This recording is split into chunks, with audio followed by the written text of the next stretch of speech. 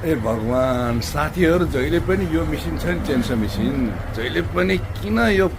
to stock engine बनायो होला के फोर स्टक बनाएको भए यस्तो टुटी मोबिल पेट्रोलमा मिसाउनै पर्दैन थियो मेरो इन्जिनै जाँदैन थियो एउटा साथीले लगेको 2 दिनमै पेट्रोलमा यो टुटी नमिसाएर हालेर 2 दिनमै इन्जिन गयो भनेर हैरान गर्नुहुन्छ के अब यो मिसिन टु स्टक किन बनाएको त फोर स्टक भए इन्जिनमा एकचोटि मोबिल हाले हुन्थ्यो तर टु स्टक इन्जिन बनाएर सधैँभरि पेट्रोलमा चाहिँ यो टुटी मोबिल मिसाउनु पर्ने भनेर झन्झट मान्नुहुन्छ के तर यसको कारण छ के भने यो मिसिन हामीले यस्तो सिधा मात्रै काट्दैनौँ नि गाडीहरू पो यस्तो सिधा मात्रै काट्छ